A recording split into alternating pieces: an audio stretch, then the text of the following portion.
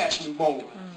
We already know that we just talked about some of the statistics. You're talking about 85% of children born without a father in the home. Now, you know that's not the case in other communities in this country, but we've got to understand why. That's not because we're black. It's not just because we are who we are. We need to understand where we're coming from with this.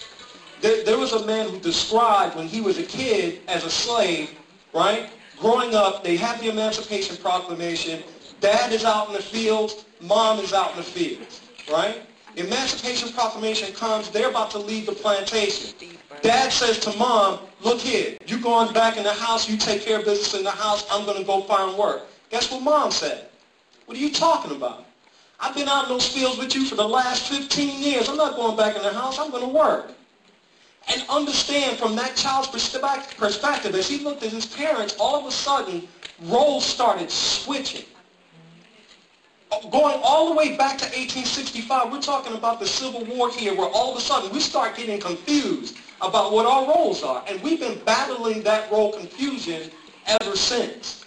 So understand, what does that mean? I mean, again, we have to understand the impact of slavery on our communities and on our relationships. That's the bottom line.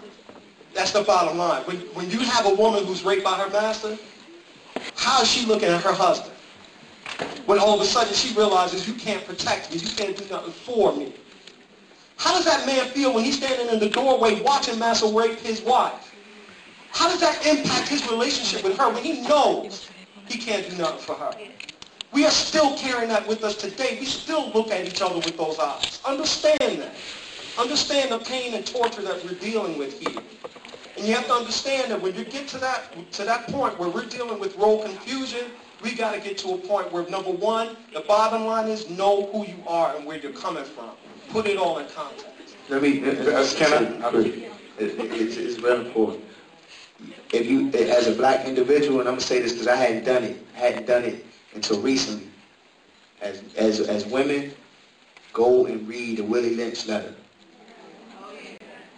Like, understand that, like, up until this point, the way we interact.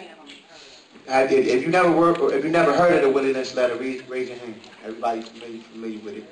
Check it out. Check it out. But more importantly, though, you know, just to get reacclimated with it, like, because I just really came to the conclusion, like, that a lot of the way that we interact with each other and how we treat one another as men and women, in all shades and colors, and this is above and beyond our relationships. It has to do with those laws and that letter, and just like they really just stuck to that code.